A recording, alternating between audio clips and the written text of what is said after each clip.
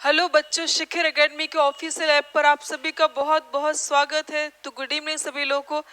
देखिए, हम लोग अभी तक हम लोग ने चैप्टर कंप्लीट कर लिया है। हम लोगों का पाचन पूरी तरह से कंप्लीट हो गया था। आज हम लोग जो चैप्टर पढ़ने वाले हैं उसका नाम है मानव पोषण यानी कि ह्यूमन न्यूट्रिशन, और जो कि बहुत ही इम्पोर्टेंट है हमारी परीक्षा की दृष्टि से। चलो, वो आपको इमेज देख के समझ में आ ही रहा होगा, यहाँ पे लिखा भी हुआ है ह्यूमन न्यूट्रिशन। ठीक है, चलो पढ़ते हैं अपन।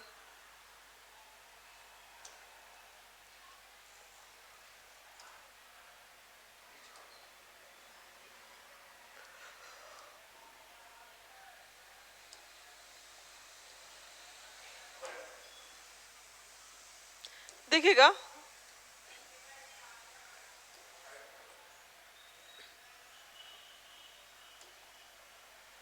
देखिएगा यहाँ पे लिखा है मानव स्वास्थ्य एवं पोषण। ठीक है, अब समझते हैं यहाँ पे क्या लिखी डेफिनेशन। यहाँ पे लिखा है जीव शरीर को जीवित दशा में रखने के लिए इसकी कोशिकाओं में निरंतर उपापचय यानी कि मेटाबॉलिज्म होता रहता है।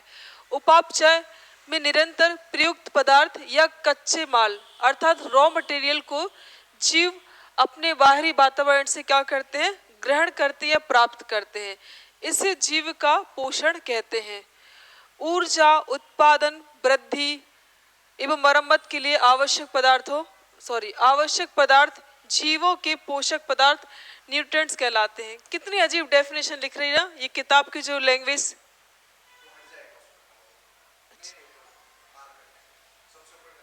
ये ओके, थैंक यू। देखो कितनी अजीब सी डेफिनेशन लग रही है ना। एक बहुत सिंपल सी डेफिनेशन हम समझते हैं। ठीक है, ये तो आपकी बुक इस लैंग्वेज की हो गई। अगर हम बात करते हैं पोषक पदार्थ क्या होते हैं, तो हम कहेंगे ऐसे पदार्थ होते हैं जो हमारे शरीर की समस्त जैविक क्रियाओं को क्या करते हैं, संचालित करने का कार्य करते हैं। क्या कहेंगे हम, कहेंगे पोषक पदार्थ क्या होते हैं। ठीक है, क्या कहेंगे हम, पोषक पदार्थ क्या होते हैं।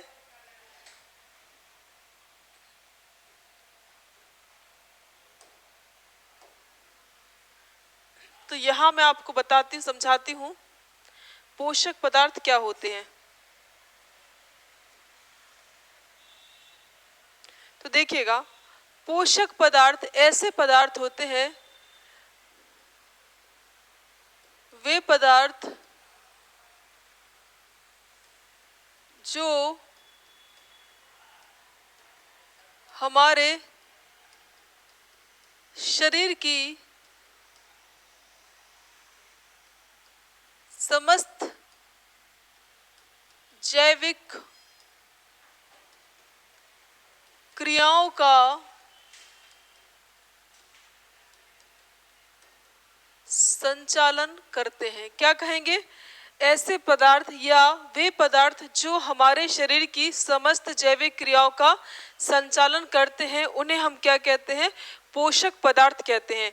और आप सभी जानते हैं पोषक पदार्थ यानी कि मानव पोषण वाला जो चैप्टर है ये बहुत ही ज़्यादा इम्पोर्टेंट चैप्टर है। पाचन तंत्र हमारा कंप्लीट हो चुका था और हम कौन सा पढ़ रहे हैं, अब हम पढ़ रहे हैं पोषक पदार्थ। ठीक है, तो चलिए जस्ट ये तो हमने एक डेफिनेशन समझ ली कि भाई होते क्या है पोषक पदार्थ। पोषक पदार्थ क्यों आवश्यक होते, पोषक पदार्थ हमें जीवित दशा में बनाए रखने के लिए, हमारी वृद्धि एवं मरम्मत के लिए, हमें स्वस्थ बनाए रखने के लिए क्या होते हैं, आवश्यक होते हैं। देखो यहाँ पे लिखा है कि मनुष्य का भोजन प्रायः कई प्रकार के पोषक पदार्थों, कुछ निरर्थक पदार्थों का क्या होता है, जटिल मिश्रण होता है। हमारा जो भोजन होता है उसमें कई सारे पदार्थ ऐसे होते हैं जो हमारे लिए कैसे होते, यूजफुल होते हैं, जबकि कुछ ऐसे होते जो हमारे लिए वेस्टेज होते, उनका कोई मतलब नहीं होता है। जिसे निम्नलिखित 7 श्रेणियों में बांटा जा सकता है। कितने भागों में बांटा जा सकता है, 7 श्रेणियों में बांटा जा सकता है।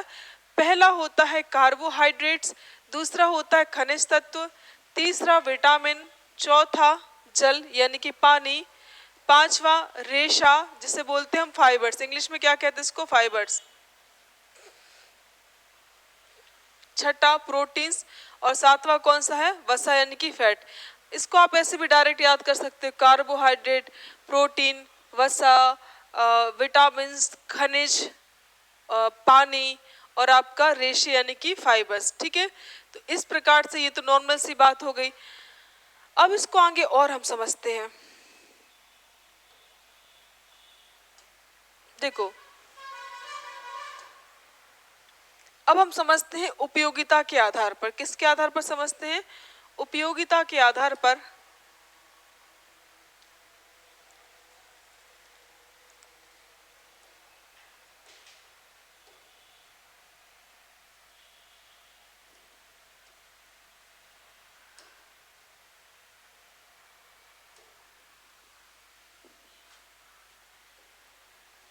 हम देखते हैं उपयोगिता के आधार पर,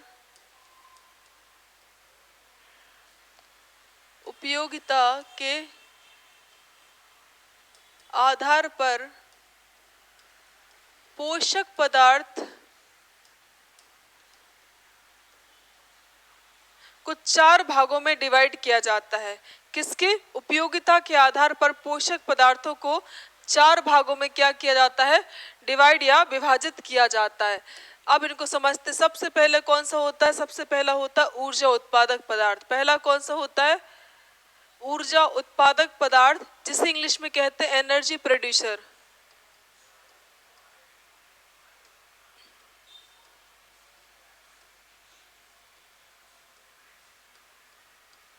इसे कहा जाता है ऊर्जा उत्पादक पदार्थ, एनर्जी प्रोड्यूसर। नाम से ही स्पष्ट हो रहा है, मतलब ऐसे पदार्थ जिनसे हमें क्या प्राप्त होती है? ऊर्जा प्राप्त होती है। उन्हें हम क्या कहते हैं? उन्हें हम ऊर्जा उत्पादक कहते हैं। जैसे कि कार्बोहाइड्रेट और वसा, इनके द्वारा ही हमें क्या प्राप्त होती है? ऊर्जा प्राप्त होती है। ठीक है, तो ये कौन कौन से हो जाएंगे? कार्बोहाइड्रेट,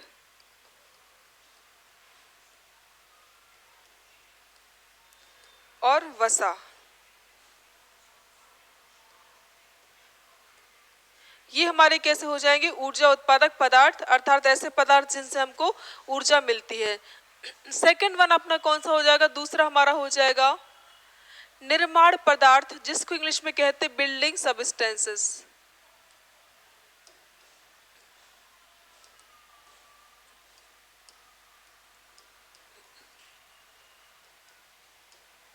निर्माण पदार्थ,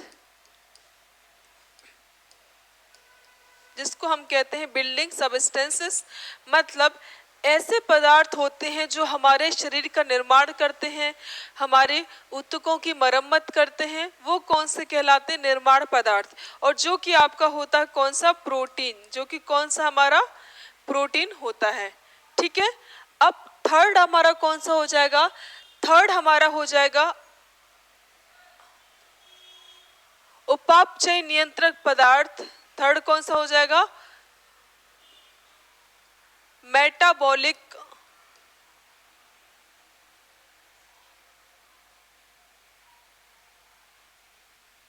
मेटाबॉलिक रेगुलेटर सबस्टेंसेस, जिसको बोलते हैं उपापचय नियंत्रक पदार्थ। उपापचय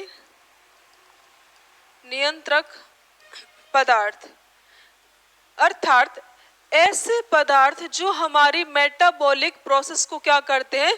कंट्रोल करते हैं। उन्हें हम कहते हैं उपापचय नियंत्रक पदार्थ।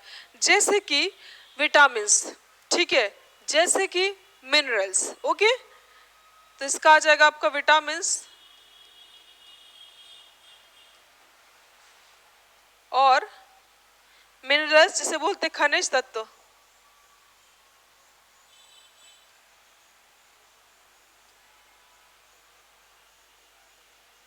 ठीक है, और लास्ट हो जाएगा हमारा कौन सा हो जाएगा? लास्ट हमारा हो जाएगा आपका मेटाबॉलिक। देखो, सबसे पहले हमने ऊर्जा पढ़ लिया, बिल्डिंग हो गया, मेटाबॉलिक हो गया, और हो गया आपका हेरिडिटी सबस्टेंसेस। हेरिडिटी सबस्टेंसेस अर्थात आनुवांशिक पदार्थ।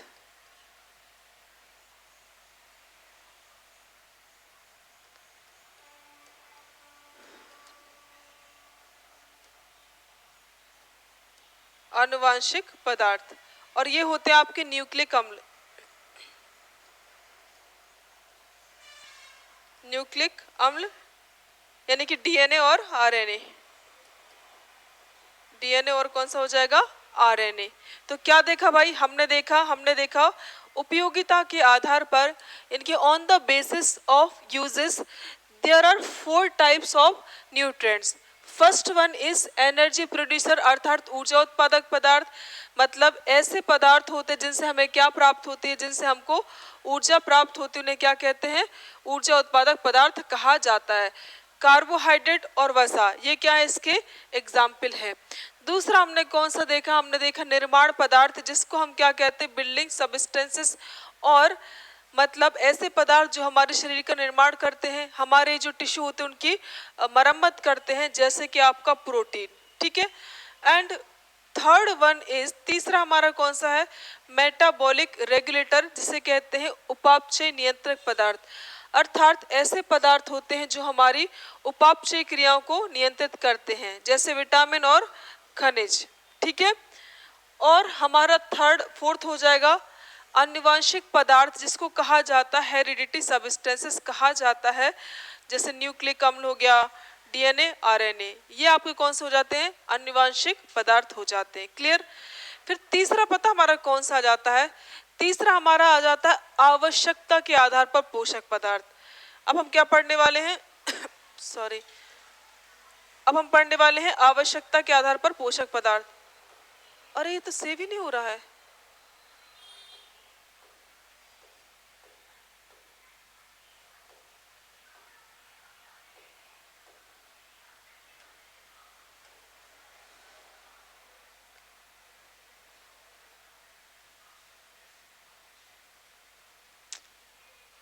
जितेंद्र सर को बुलाओ जरा, जितेंद्र सर को बुलाओ।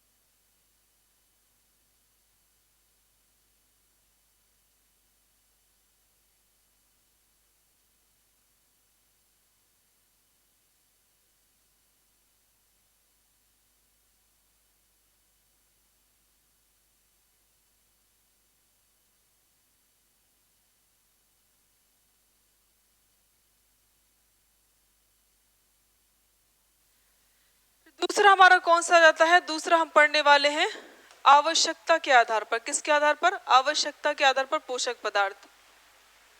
चलो हम पढ़ रहे हैं आवश्यकता के आधार पर पोषक पदार्थ।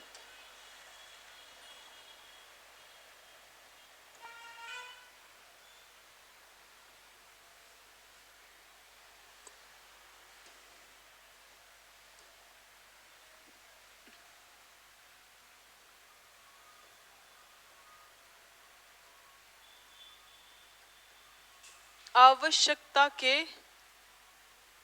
आधार पर पोषक पदार्थ। On the basis of necessity there are 2 types of nutrients. ठीक है। कौन कौन से होते हैं? पहला होता भाई हमारा बृहत पोषक तत्व, या इसी को कहते हैं दीर्घ या गुरु।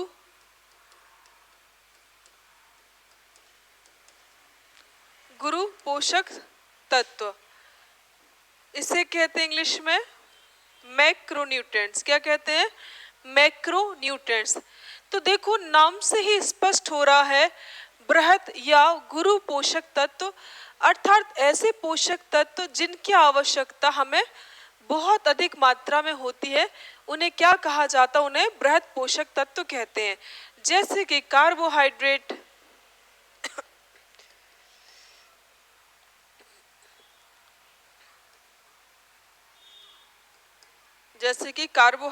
जैसे कि वसा, जैसे प्रोटीन। तो these are macro nutrients. Okay, यहां पर दूसरा प्रकार इसका कौन सा होता है, सूक्ष्म या लघु पोषक तत्व।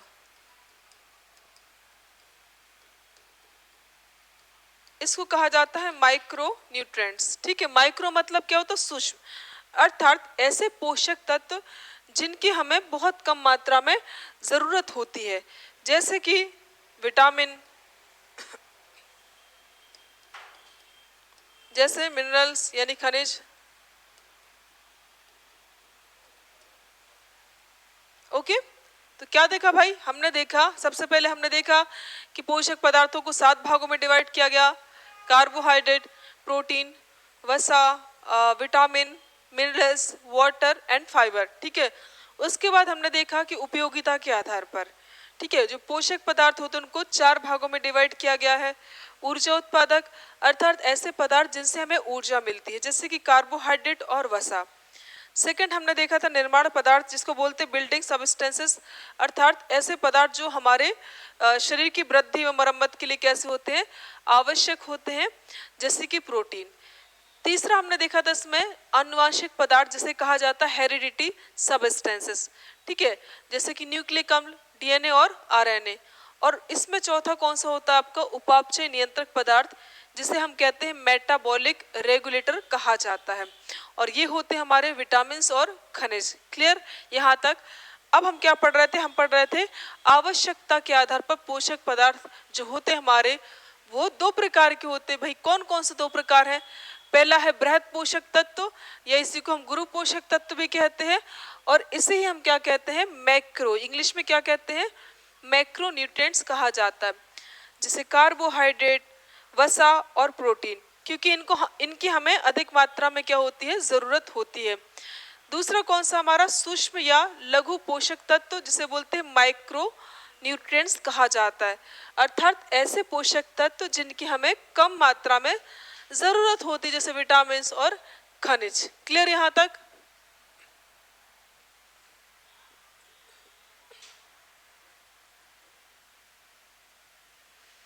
अब हम पढ़ने वाले हैं, क्या पढ़ने वाले हैं, अब हम इसमें पढ़ेंगे सबसे पहले विटामिन के बारे में।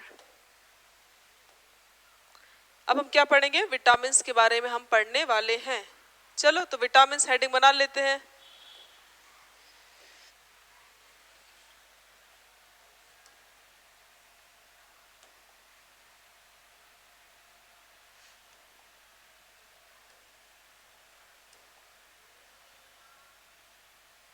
चलिए अब हम क्या शुरू करते हैं, विटामिन।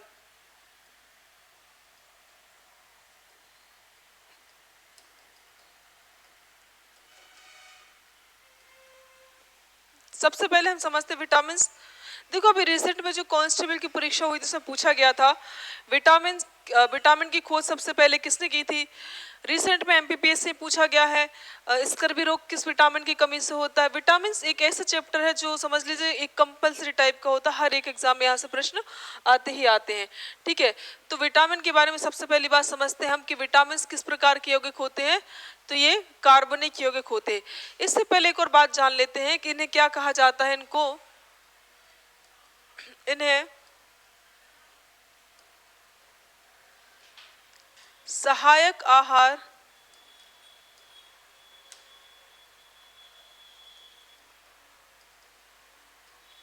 इन्हीं को रक्षात्मक खाद्य मंत्री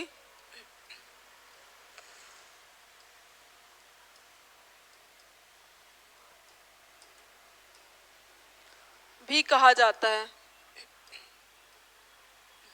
भी कहा जाता है।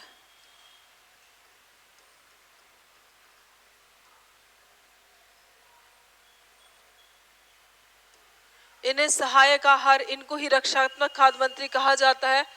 विटामिन किस प्रकार के यौगिक होते हैं? तो विटामिन कार्बनिक यौगिक होते हैं,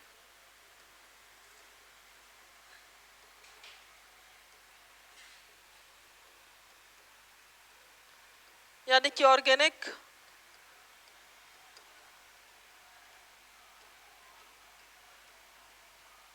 कंपाउंड।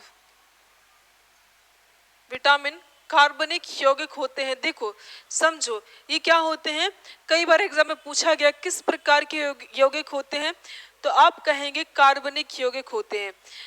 याद रखिएगा विटामिन में कोई कैलोरी नहीं होती है। विटामिन में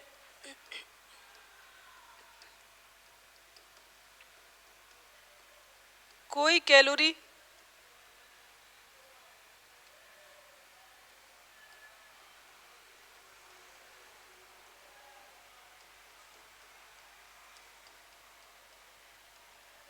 विटामिन में कोई भी कैलोरी नहीं पाई जाती है। कैलोरी का मतलब क्या होता है बच्चों? ऊर्जा। विटामिन में किसी प्रकार की ऊर्जा नहीं होती है, लेकिन फिर भी आप कहोगे क्यों हमारे लिए आवश्यक है? तो विटामिन हमारे लिए इसलिए आवश्यक है क्योंकि ये हमारे शरीर की मेटाबॉलिक प्रोसेस को क्या करते हैं? कंट्रोल करते हैं। यानी कि उपापचय जो क्रियाएं होती हैं उनको कंट्रोल करने का काम कौन करते हैं? विटामिन करते हैं। इसीलिए क्या होते हैं? हमें आवश्यक होते हैं। आपने देखा होगा विटामिन की कमी से हमें बहुत सारी बीमारियां हो जाती हैं। जैसे विटामिन सी की कमी हो जाए तो स्कर्वी रोग हो जाता है।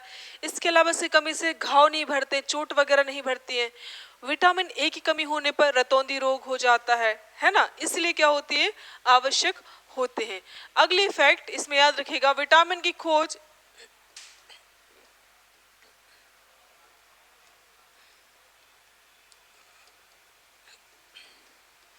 हॉपकिंस ने, विटामिन की खोज किसने की थी? हॉपकिंस ने। जबकि विटामिन शब्द का प्रयोग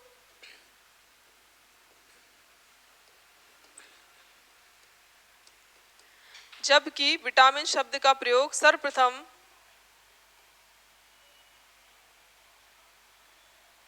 जबकि विटामिन शब्द का सबसे पहली बार प्रयोग किसने किया था? ये किया था सी फुंक। कब किया था? 1912 में। कब किया था? 1912 में। सी फुंक मतलब क्या? कैसिमीर फंक। यहां पर इनका नाम क्या है? सी इज स्टैंड फॉर कैसिमीर फुंक। अरे बात समझ में, ये बेसिक सी बातें हैं। ये रिसेंट का कांस्टेबल का प्रश्न है। विटामिन की खोज, विटामिन शब्द का प्रयोग बहुत सारे एग्जाम में पूछा गया है। ठीक है, ये हो गई हमारी कुछ बेसिक सी बातें। इसके अलावा समझिएगा विटामिन के बारे में और हमें क्या समझना है। एक काम करते पहले का फटाफट से इसको रिकॉल कर लेते एक बार और। क्या देखा हमने देखा विटामिन को हम क्या कहते हैं? इनको सहायक आहार कहा जाता है। विटामिन जो होते हैं इनको ही रक्षात्मक खाद्य मंत्री भी कहा जाता है। विटामिन किस प्रकार के यौगिक होते हैं? तो ये कार्बनिक यौगिक होते हैं, अर्थात ऑर्गेनिक कंपाउंड होते हैं। विटामिन में किसी प्रकार की कोई कैलोरी नहीं होती है। इसका मतलब हुआ इन्हें अगर हम विटामिन को खा रहे हैं तो हमें कोई भी ऊर्जा उससे प्राप्त नहीं होते हैं। विटामिन की खोज किसने की थी? हॉपकिंस ने इसकी खोज की थी। जबकि विटामिन शब्द का सबसे पहली बार प्रयोग किसने किया था? सी फुंक अर्थात कैसमीर फुंक ने क्या किया था? इनका सबसे पहली बार प्रयोग किया था। कब किया था? 1912 में प्रयोग किया था। एक और बात याद रखिएगा, जो विटामिन होते हैं, विटामिन का निर्माण हमारे शरीर में नहीं होता है। तो फिर तो हम क्या करते हैं? इनको भोजन के माध्यम से, सब्जियां, फ्रूट्स, फल, इनके माध्यम से क्या करते हैं? हम प्राप्त करते हैं। तो अगला फैक्ट हम याद रखेंगे,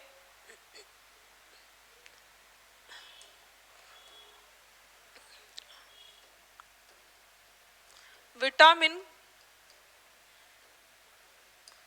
का निर्माण हमारे शरीर में नहीं होता है।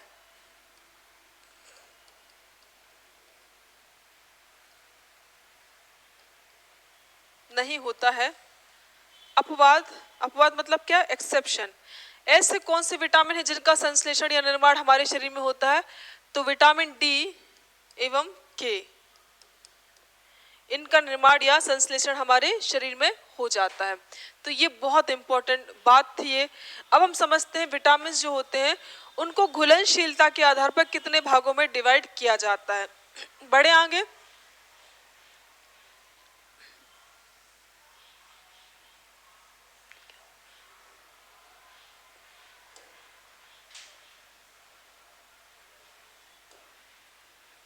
तो हम देखते विटामिन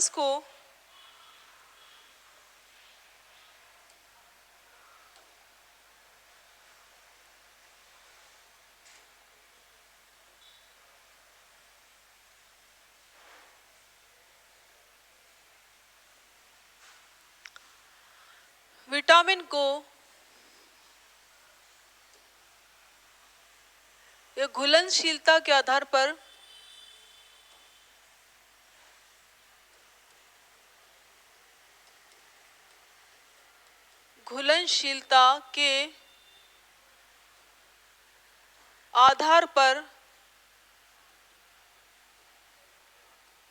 विटामिन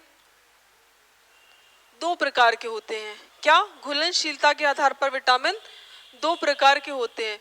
पहला कौन सा होता है? पहला हमारा होता है पानी अर्थात जल में घुलनशील,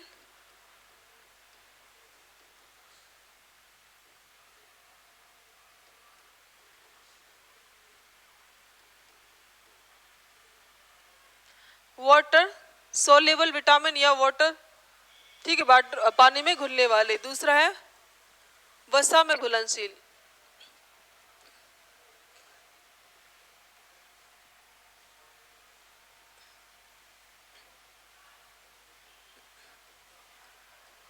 वसा में घुलनशील। देखो पानी में घुलने वाले, देखो कितना आसान है समझना, इसको याद करना बहुत इजी है। देखो आपने देखा होगा भैंस जो होती है उसको पानी बहुत पसंद होता है। अक्सर आपने गांव में देखा होगा भैंस पानी में तैरती रहती, जो भी है लेटी रहती है। तो बी सी मतलब भैंस, बी और सी ये किसमें घुलनशील होते हैं? पानी में घुलनशील होते हैं। बी पूरा क्या होता है? कॉम्प्लेक्स होता है, ये समूह होता है विटामिन का। और दूसरा कौन सा? सी। तो ये दोनों किस में घुलने वाले होते हैं? पानी में घुलने वाले विटामिन है।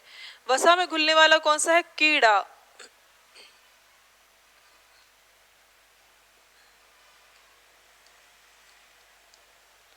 वसा में घुलने वाला कौन सा है? कीड़ा। तो इस टाइप से हम इनको याद रख सकते हैं।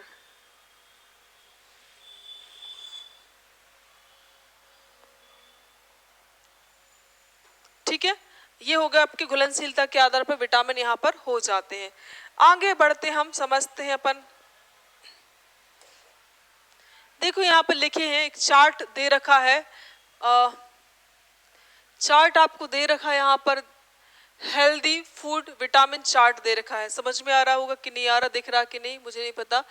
विटामिन ए दिया है यहाँ पर, देखो लिखा है फैट सोल्यूबल फॉर, ठीक है, यहाँ पर डिफिशियंसी लीड भी यहाँ पर लिखा जो हम समझेंगे। B1 दिया है vitamin F waste water soluble for, ठीक है, किसमें? पानी में घुलने वाला विटामिन है। विटामिन B2 जिसको विटामिन जी भी कहा जाता है, ये भी कैसा है? वाटर सोल्यूबल है। विटामिन B1 जिसे क्या बोलते हैं? थायमीन, ठीक है। फिर अगला है B6 दिया यहाँ पर वाटर सोल्यूबल, B6 जिसे बोलते पायरिडॉक्सिन, हम समझने वाले किक को। B12 दिया यहाँ पर वाटर सोल्यूबल, ये भी है। विटामिन सी वाटर सोल्यूबल है, आपको जानते हैं। विटामिन डी फैट में घुलने वाला है। विटामिन के ये भी फैट में घुलने वाला है। और विटामिन ई भी किस में है? फैट में घुलने वाला। यहाँ पर इनके बगल में सोर्सेस भी दिए हुए हैं, विटामिन ए की ये सोर्सेस है, विटामिन B1 के ये सारे यहाँ पे चार्ट दिया है। ये चार्ट तो चलो दिया है, अच्छी बहुत अच्छा चार्ट है, बहुत खूबसूरत भी है। लेकिन इसको हम क्या करते हैं? पर्टिकुलर एक एक विटामिन को हम पढ़ते हैं। सबसे पहले हम कौन से पढ़ते हैं? फैट में घुलने वाले, क्योंकि चार जो हैं वो वसा में घुलने वाले हैं। उसके बाद बाकी कौन से हैं? आपके पानी में घुलने वाले। तो चलो फिर समझ लेते हैं एक को अपन।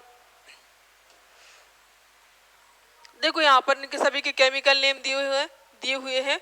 इनका ईयर भी दिया, इवन इनका सन भी दिया हुआ है कि भाई बताओ किस विटामिन की कब खोज की गई। ये ईयर आपको याद नहीं करना है, ठीक है, और अगर आप कर लेते तो बहुत अच्छी बात है, क्योंकि मुझे नहीं लगता इसमें कोई समझदारी है ज्यादा।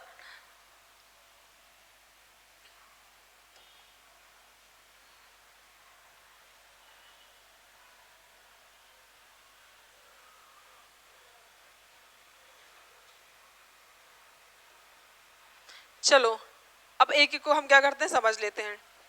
सबसे पहले हम कौन सा ले रहे हैं, देखो यहाँ पे लिखा खोज 1913 में किस विटामिन की खोज की गई थी, तो विटामिन ए की। विटामिन ए का जो रासायनिक नाम होता है वो क्या होता है, रेटिनॉल। इसका केमिकल नेम क्या है, रेटिनॉल। और इसके खोज किस करता कौन है, मैकुलन। तो विटामिन ए जिसका केमिकल नेम रेटिनॉल होता है, और इस विटामिन की खोज किसने की थी, मैकुलन ने की। नेक्स्ट है आपका विटामिन सी, 1920 में खोज हुई, और इसका नाम क्या होता है, एस्कार्बिक अम्ल। क्या होता है, एस्कार्बिक अम्ल। और इसकी खोज किसने की, हॉलकट। किसने खोज की इसकी, हॉलकट ने की। फिर आपका है विटामिन डी, और इसका केमिकल नेम क्या होता है, कैल्सीफेरॉल। क्या होता है, कैल्सीफेरॉल। और इसकी खोज किसने की, हॉपकिंस। किसने की, हॉपकिंस ने। अगला है आपका विटामिन ई, जिसे बोलते हैं टोकोफेरॉल कहा जाता है, या टोकोफेरॉल की लिखा है यहाँ पर, ये इसका केमिकल नेम होता है। फिर आपका विटामिन के दिया यहाँ पर, जिसे बोलते हैं फिलोक्यूनोन। क्या कहते हैं, फिलोक्यूनोन कहा जाता है। फिर है हमारा B1, जिसका केमिकल नेम होता है थाइमिन, और इसकी खोज किसने की थी, तो ये मैकुलन ने। किसने की इसकी खोज, मैकुलन ने। अगला है B2, जिसको बोलते हैं राइबोफ्लेविन। क्या बोलते हैं इसको, राइबोफ्लेविन कहा जाता है। नेक्स्ट है हमारा B3। अच्छा, B2 को ही विटामिन जी भी कहते हैं, याद रखिएगा। B2 को ही क्या कहते हैं, विटामिन जी भी कहा जाता है। फिर हमारा कौन सा है, B3, जिसे कहते हैं नियासिन या निकोटिनिक अम्ल भी कहा जाता है। अगला है B5, जिसे बोलते हैं, 5 का मतलब ही क्या होता है, पेंटा 5। ठीक है, तो पेंटाथेनिक अम्ल होता है। फिर आपका B6, जिसे बोलते हैं पायरिडॉक्सिन कहा जाता है। नेक्स्ट है आपका B7, जिसे बोलते हैं बायोटीन। फिर अगला B9, जिसे बोलते हैं फोलिक अम्ल कहा जाता है। क्या कहते हैं, फोलिक अम्ल। और एक बचा आपका B12, तो मैं यहाँ लिख दे रही हूँ B12।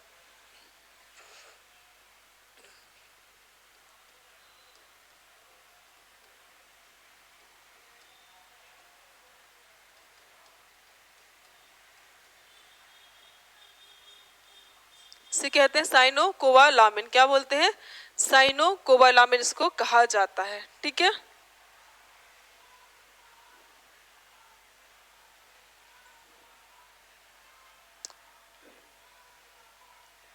मैं एक बार आपको रिकॉल करा देती हूँ। सबसे पहले हम देखिए, ऐसे याद रखो, vitamin a chemical name retinol, vitamin B1 chemical name thymine, B2 riboflavin, B3 niacin या निकोटिनिक अम्ल, B5 पेंटाथेनिक अम्ल, B6 pyridoxine, B7 biotin, B9 folic अम्ल, B12 साइनोकोबालामिन, विटामिन सी स्कारबिक अम्ल, vitamin D calciferol, vitamin E tocopherol, और vitamin के फिलोक्यूनोन या नेफ्थोक्यूनोन। ये क्या है, इसके सभी के केमिकल नेम हैं। चलो अब एक एक को हम पढ़ते हैं। आई होप यहाँ तक कोई प्रॉब्लम नहीं होनी चाहिए। यहाँ लिखा भी देखो, यहाँ पर विटामिन की खोज, जो मैंने आपको बताया था, विटामिन की खोज 1912 में किसके द्वारा की गई, हॉपकिंस के द्वारा की गई थी। लेकिन विटामिन का नामकरण किसने दिया था, फुंक के द्वारा, अर्थात सी फुंक के द्वारा क्या दिया गया था, ये नाम दिया गया था विटामिन। ठीक है, यहाँ तक आई होप कोई प्रॉब्लम नहीं होनी चाहिए। आगे बढ़ते हम। अब हम कौन से पढ़ते हैं, सबसे पहले विटामिन ए। ये देखो आपको ये चार्ट बना हुआ दिख रहा है, ये सब क्या है, विटामिन ए के सोर्सेस हैं। These are major sources of vitamin ए।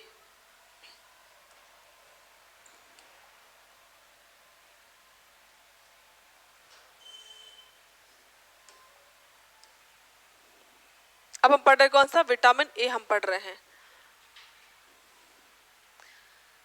सबसे पहले इसका रासायनिक नाम, केमिकल नेम,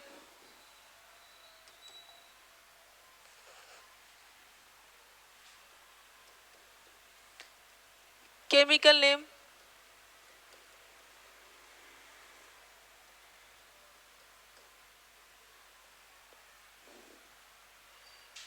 रेटिनॉल,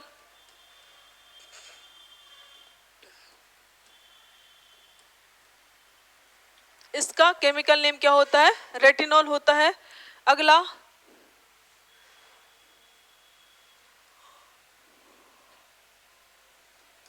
डीडी यानी कि डिफिशियंसी डिसीज। डीडी मतलब क्या? डिफिशियंसी डिसीज, जिसे बोलते हैं हिंदी में कमी से रोग। इसकी कमी से होने वाले रोग। कौन कौन से रोग होते हैं इसकी कमी से? तो आपको पता है, एक तो होता है रतौंधी, जिसको हम बोलते हैं नाइट ब्लाइंडनेस।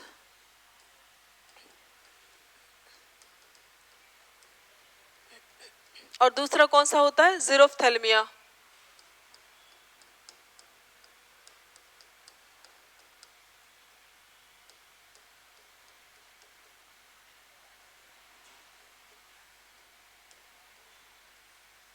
जीरोफ्थेल्मिया। रतौंधी समझो सबसे पहले। रतौंधी को बोलते हैं नाइट ब्लाइंडनेस, अर्थात इसमें क्या होता है, जो रोगी होता है उसको रात्रि में दिखाई नहीं देता है। क्या हो जाता है? रात्रि में उसको दिखाई नहीं देता है। आपने पिक्चर देखी होगी, बंधन मूवी देखी होगी सलमान खान की, और उसमें वो हीरोइन है, क्या नाम, रंभा हीरोइन है। तो उसमें देखना वो एक्टिंग करती है रतौंधी का, ठीक है, नाइट ब्लाइंडनेस का। तो याद रखना इसमें क्या होता है, रात्रि में दिखाई नहीं देता है।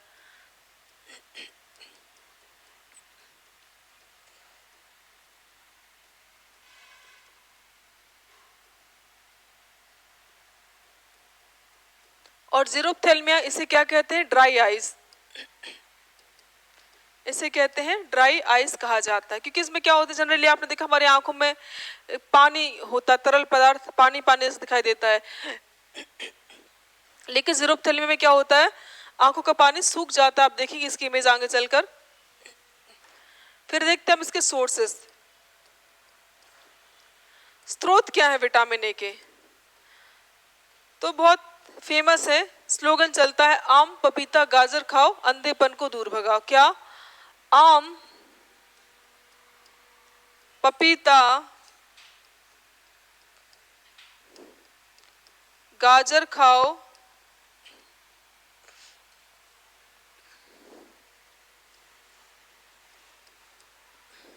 अंधेपन को दूर भगाओ। आम पपीता गाजर, इसके अलावा हरा धनिया बहुत अच्छा सोर्स है। इसके अलावा गोल्डन राइस, जिसे बोलते सुनहरा चावल, गोल्डन राइस हिंदी में कहते हैं, सुनहरा चावल कहते हैं। देन इसके अलावा आपका मछली का तेल,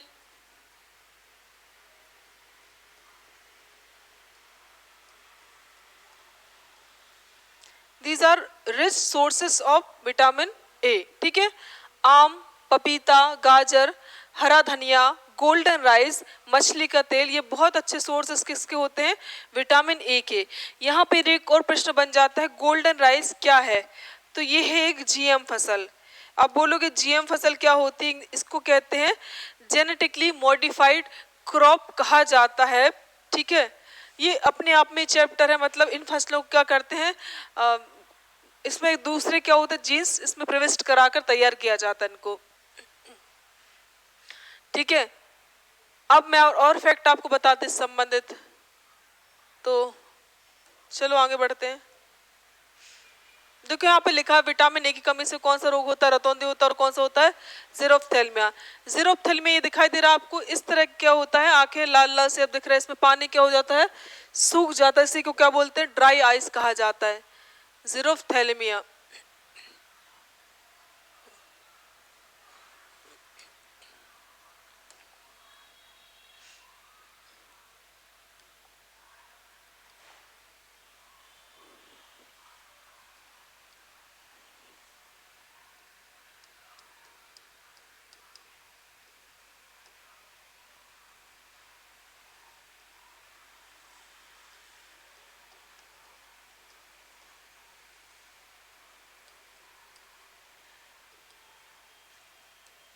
ड्राई आइस कहा जाता है। इसके अलावा समझो विटामिन ए हड्डियों,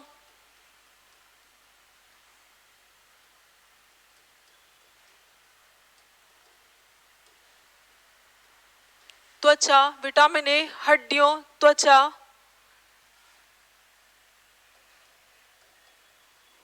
एवं नेत्र के लिए, नेत्र की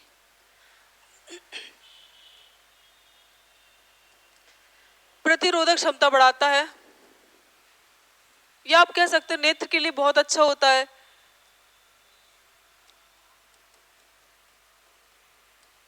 सर्वोत्तम होता है। एक और बात बताना भूल गई मैं आपको, विटामिन ए को ही क्या बोलते हैं, इसी को बोलते प्रतिरोधकता विटामिन, इसी को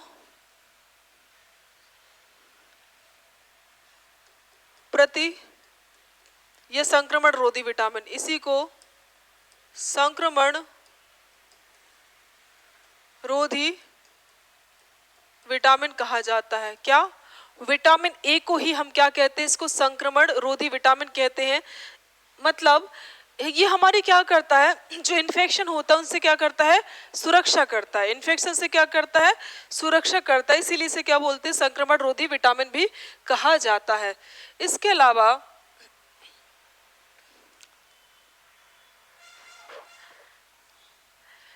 बहुत बहुत इंपॉर्टेंट, इसमें स्टार लगा लीजिएगा आप नोट करके, बहुत एग्जाम में पूछा गया है। कुछ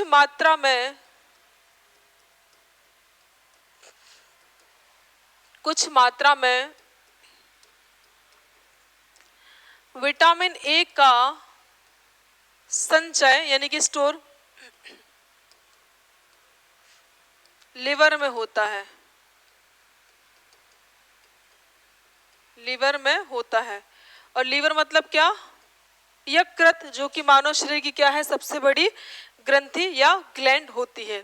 तो ये हमारा विटामिन ए हो गया। सबसे पहले हमने क्या देखा, हमने देखा विटामिन ए, विटामिन ए का रासायनिक नाम क्या होता है, रेटिनॉल होता है। दूसरी बात हमने क्या देखी, इसे संक्रमण रोधी विटामिन कहा जाता है। इसकी बात करते, इसकी कमी से होने वाले रोग मुख्यतः दो रोग हैं, रतौंधी है और दूसरा कौन सा है, ज़िरोफ्थेल्मिया। रतौंधी को इंग्लिश में नाइट ब्लाइंडनेस कहा जाता है, क्योंकि इसमें जो रोगी होता है उसको रात्रि में दिखाई नहीं देता है। और ज़िरोफ्थेल्मिया को ड्राई आइस कहा जाता है।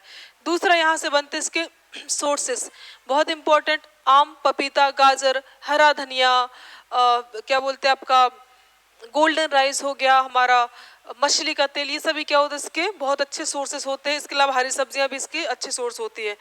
देन इसके अलावा आपका हमने क्या देखा कि विटामिन ए जो होता है हमारी हड्डियों के लिए, त्वचा के लिए बहुत अच्छा होता है, उनको मजबूत बनाता है। उसके अलावा हमने इसमें देखा कुछ मात्रा में विटामिन ए का संचय या स्टोर कहाँ पर होता है, तो आप टिक करेंगे लीवर में होता है। चलिए नेक्स्ट, विटामिन डी। अगला हम कौन सा पढ़ रहे हैं, विटामिन डी। और ये सभी क्या है, यहाँ पर चार्ट में दिख रहा है, ये सभी इसके सोर्सेस हैं विटामिन डी के।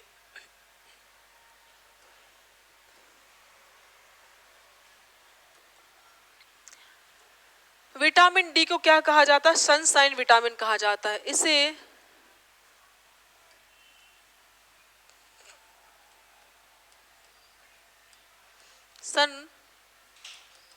सनशाइन विटामिन या इसी को हम कहते हैं धूप का विटामिन।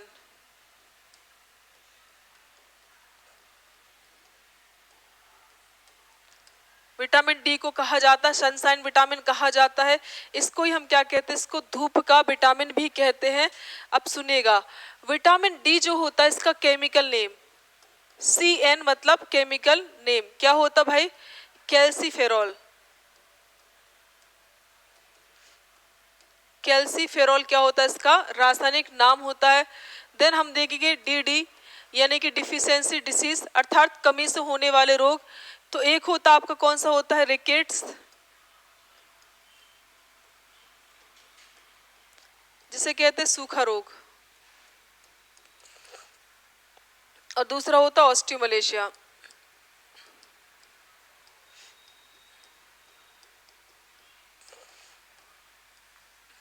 रिकेट्स जिसे बोलते हैं सूखा रोग, दूसरा होता है ऑस्टियोमलेशिया। सूखा रोग किसमें होता है, ये बच्चों में होता है,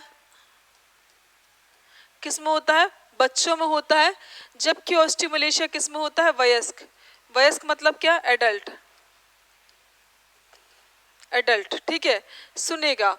अब दोनों ही कैसे होते हैं, एक जैसे होते हैं, हड्डियों संबंधित हैं।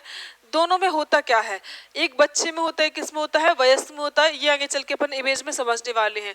पहले इसके सोर्सेस और देख लो जरा।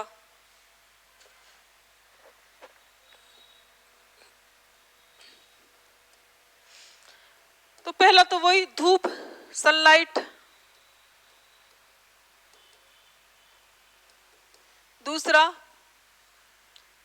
मछली के यकृत का तेल।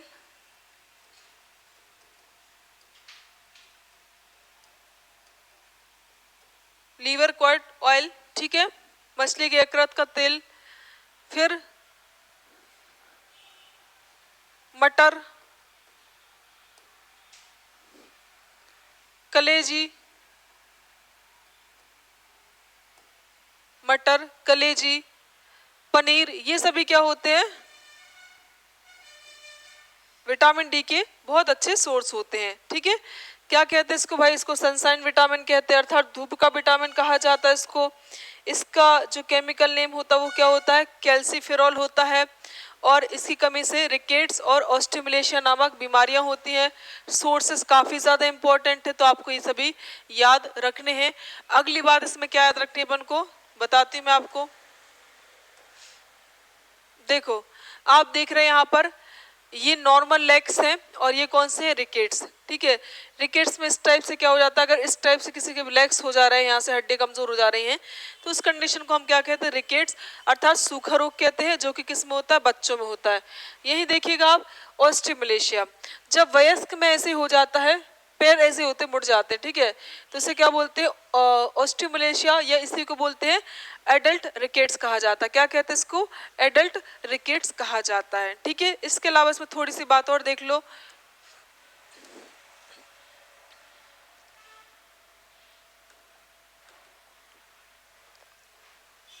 विटामिन डी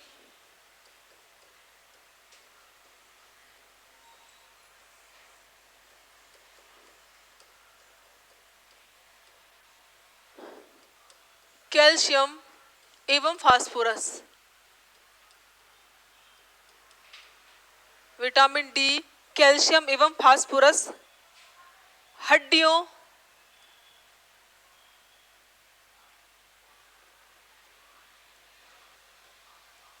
एवं दांतों के लिए,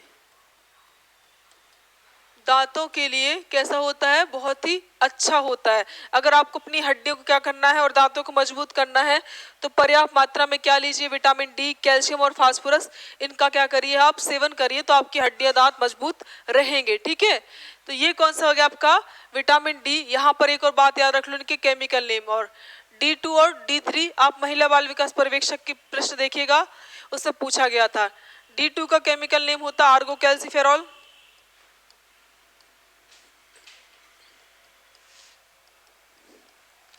और D2 का क्या होता है, कोली कैल्सीफेरॉल।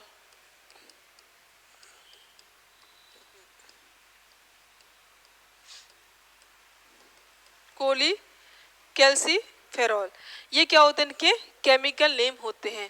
तो यहाँ पर अपन ने डी तक क्या कर लिया, कवर कर लिया। कल हम लोग क्या करेंगे, इसको आगे बढ़ेंगे, डी के बाद जितने बचे आपके वो सभी करेंगे, ठीक है। फिर कार्बोहाइड्रेट, प्रोटीन, वसा, ये सब चीज़ें। तो चलिए फिर इसके बाद हम क्या करेंगे, हम एक काम करते हैं, डाइजेस्टिव सिस्टम और आपके पोषण, इनके क्या कर लेंगे, प्रश्न कर लेंगे, ठीक है। तो चलिए फिर मैं आज क्लास को यहीं रोकती हूँ, कल हम मिलेंगे। तब तक के लिए आप ख्याल रखें अपना, सभी लोग स्वस्थ रहिए, खुश रहिए। जय हिंद, जय भारत सभी को।